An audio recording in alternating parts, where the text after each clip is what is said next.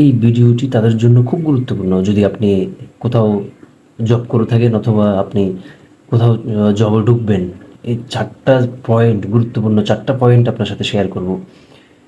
যে কাজগুলি আপনি যদি করে থাকেন ওয়ার্ক প্লেসে আপনার বা আপনার অফিসে, তাহলে কিন্তু আপনি ভবিষ্যতে অনেক বড় একটা লুজার ব্যক্তি হবেন। সো এই কাজগুলি যেন আপনাকে দ্বারা না হয়, সেই জন্য সতর্কবাণী হিসেবে 4টা পয়েন্ট শেয়ার করব। ভিডিওটি না টেনে ধৈর্য ধরে দেখার জন্য অনুরোধ করলাম। নাম্বার 1 হচ্ছে, রাগের মাথায় কখনো জব ছাড়বেন না। যদি কোনো কিছুতে আপনার সাথে মনোমালিন্য হয়, আপনার যদি ভালো না লাগে, আপনার যদি কোনো কিছু নিয়ে খুব বেশি আপনি হার্টেড হয়ে থাকেন, তাহলে অফিস থেকে ছুটি নিয়ে আপনি কোথাও ঘুরে আসেন, রিফ্রেশমেন্ট ট্যুরে যান, ফ্যামিলি নিয়ে ঘুরে আসেন। বাট রাগের মাথায় জব ছেড়ে যাওয়া যাবে না। কারণ হচ্ছে, আপনাকে মাথায় রাখতে হবে, দিন শেষে ওই অফিসের টাকা দিয়ে আপনার ফ্যামিলি চলে, আপনার ফ্যামিলিকে আপনি কন্ট্রিবিউট করেন। বাট মানুষ যখন রাগের মাথায় কোনো ডিসিশন নেই, তখন মানুষের মাথায় ওই সময় হিতে কোনো ভালো চিন্তা মাথায় আসে না। কিন্তু যখন রাগটা কেটে যায়, তখন বোঝা যায় যে আসলে আমি কি বাজে একটা সিদ্ধান্ত নিয়ে আসলে নিজেকে ধ্বংস করে দিচ্ছি। সো রাগের মাথায় চাকরি ছাড়া যাবে না। 2 নম্বর হচ্ছে, অফিসে বসে অফিসের বদনামি করবেন না।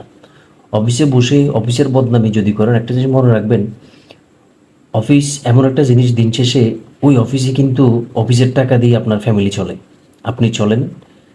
আপনার বন্ধুবান্ধব কিন্তু আপনার মাস শেষে যে বেতনটা আপনি পান, সেই টাকা কিন্তু আপনার বন্ধুবান্ধব, আত্মীয় স্বজন কিন্তু কেউ আপনাকে দেবে না, কেউ দিবে না। সো আপনাকে মাথায় রাখতে হবে, দিন শেষে শূন্যস্থান কিন্তু পূরণ হয়ে যায়। কারণ হচ্ছে যে, ভাত ছেটলে কিন্তু কাকের অভাব হয় না। সো আপনাকে এটা খুব ভালো করে মনে রাখতে হবে। 3 নম্বর পয়েন্ট হচ্ছে, মালিক মালিকের মালিক হার্ড হয়, মালিক কষ্ট পায়, এমন কোনো কথা বলবেন না। একটা জিনিস মনে রাখবেন, ওই মালিকের অফিসে থেকে চাকরি করে আপনি কিন্তু সংসার চালাচ্ছেন। সো মালিক হার্ট হয় এমন কোনো আলোচনা, এমন কোনো কথা বলা যাবে না, এমন কোনো কাজ করা তো দূরের কথা, কথাও বলা যাবে না। কারণ আপনার নৈতিক দায়িত্বের মধ্যে মালিকের বিরুদ্ধে কথা বলাটা আসলে আপনার নৈতিকতার মধ্যে পড়ে না। সো একটা জিনিস মনে রাখতে হবে, মালিক কিন্তু যখন হার্ডেড হবে, তখন তার জন্য কোনো লেবার কোনো লই সেই কখনো মানবে না। কারণ হচ্ছে যে, মালিক তো মালিকই, সে হোক টং দোকানদার, ফানের দোকানদার, চায়ের দোকানদার। জাস্ট এক্সাম্পল দিলাম। কারণ হচ্ছে যে, আমরা আমরা ইদানিং দেখি যে সবসময় আসলে আমরা ভুক্তভোগী, যারা জব করে তারা এই ফ্যাসিলিটি পায় না, ওই ফ্যাসিলিটি সমস্যা, তেলবাজি। কিন্তু একটা জিনিস মনে রাখতে হবে, আমাকে দিয়ে যেন কোনো আমার অফিস ভোগান্তিতে না পড়ে, আমাকে দিয়ে যেন আমার অফিস কোনো প্রবলেমে না পড়ে, আমার কলিগ কোনো প্রবলেমে না পড়ে। সো এটা আপনাকে খেয়াল রাখতে হবে। ওই অফিসে কিন্তু আপনাকে স্যালারি দিচ্ছে, আপনার ফ্যামিলি চলতেছে। 4 নাম্বার সর্বশেষ পয়েন্ট হলো, অফিসের কলিগদের নিয়ে, যেই কলিগদের সাথে আপনি কাজ করেন, তাদের সম্পর্কে কোনো খারাপ কথা, বাজে কথা, সমালোচনা করা যাবে না। একটা জিনিস আপনাকে মনে রাখতে হবে, ওই কলিগ আপনার টিমমেট, ওদেরকে দিয়ে আপনার একটা টিম। সো আপনি যদি রেজাল্ট ওরিয়েন্টেড টিম ওয়ার্ক করতে পছন্দ করেন, আপনি যদি টিম ওরিয়েন্টেড একজন থিঙ্কিং মাইন্ডেড হন, তাহলে আপনি আপনার কলিগদের নিয়ে কখনো বাজে মন্তব্য করবেন না। কারণ হচ্ছে, একটি মনে রাখবেন, আপনি যার জন্য গর্ত করবেন, সেই গর্তে কিন্তু একদিন আপনি করবেন। এটা কিন্তু প্রকৃতির নিয়ম।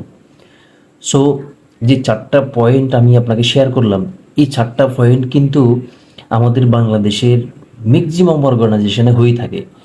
আমি দেখা যাচ্ছে, আপনি কলিগের সাথে চা খেতে বাইরে গেলেন, সেখানে আপনি কথার চলে পড়ে অনেক কিছু বলে ফেললেন।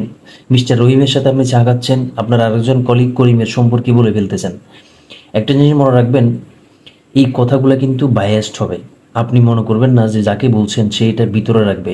একটা জিনিস মনে রাখবেন, সে কখনো এটা আপনার ভিতরে রাখবে না, এটা পাবলিশড হবেই হবে। হয়তোবা তখন আপনি অফিসে থাকবেন অথবা থাকবেন না।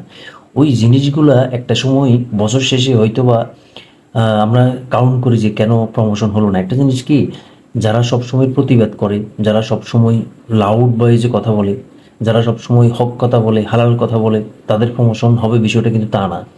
একটা অফিসে একজন মানুষকে প্রমোশন ইভ্যালুয়েট করার সময় তার বাহ্যিক A to Z সব কিছু দেখে, শুধু কাজ সব কিছু না। আপনার টোটাল রেসপন্সিবিলিটির কাজ হচ্ছে 10%, বাকি 80% কিন্তু আনুষঙ্গিক সব কিছু। আপনি কীভাবে বস ডিল করতেছেন, কীভাবে রিপোর্ট মিট করতেছেন, কীভাবে টার্গেট মিট করতেছেন, টিম ওয়ার্কের আপনার ক্যাপাবিলিটি কেমন, আপনার লিডারশিপ ক্যাপাবিলিটি কেমন। সো এই আনুষঙ্গিক A to Z আপনার অ্যাটিটিউড কেমন, এই সব কিছু কিন্তু কাউন্ট করে আপনাকে ইভ্যালুয়েট করা হয়। তবে এর মধ্যে কথা থাকে এক্সেপশনাল, অনেক সময় বসদের পছন্দ থাকে, পছন্দের ব্যক্তি থাকে অফিসে, পছন্দের টিমমেট থাকে, তাদের সেটা হচ্ছে এক্সেপশনাল। বাট আবার এইটাও হয় অনেক সময় রাগের মাথায় কলিগ অথবা পরিবেশ, অফিসের পরিবেশ ভালো লাগে না, সেজন্য কিন্তু অনেক সময় রিজন দিয়ে চলে যাওয়া হয়, সেটা কিন্তু এক্সেপশনাল কেস। কিন্তু আমি বলছি আপনি প্রেজেন্ট থাকা অবস্থায় আপনাকে দিয়ে যে 4টা পয়েন্ট বললাম সেটা যেন না হয়। এটা হলে কিন্তু আপনি একদিন না একদিন ভুক্তভোগী হবেন। সো আমি এটাই দোয়া করি যারা আমরা কর্পোরেট লাইফে আছেন, আমি সহ আপনারা সহ সবাইকে যেন আল্লাহ তাআলা কেরিয়ারটা খুব ভালোভাবে লিড করার তৌফিক দেয়। ইনশাল্লাহ সবাই যেন সামনের দিকে এগিয়ে যাই খুব ভালোভাবে, সেই দোয়া করি। সবার ফ্যামিলি ভালো থাকুক, প্রত্যেক চাকরিজীবী যেন ভালো থাকে। থ্যাংক ইউ সো মাচ, সবাই ভালো থাকবেন। আপনার কমেন্ট বক্সে জানাতে পারেন যে আপনার অফিসের কালচার কেমন, আপনার কোনো কলিগের সম্পর্কে আপনি কমেন্টস করতে পারেন, বা কোনো একটা টপিক নিয়ে যদি অফিস সম্পর্কে ভিডিও করতে হয় সেটা রিকমেন্ড করেন, আমি কিন্তু সেটা তুলে ধরবো ভিডিওর মাধ্যমে, এবং আপনার নাম ঠিকানা আমি তুলে ধরবো। So thank you so much, সবাই ভালো থাকবেন। আল্লাহ হাফিজ।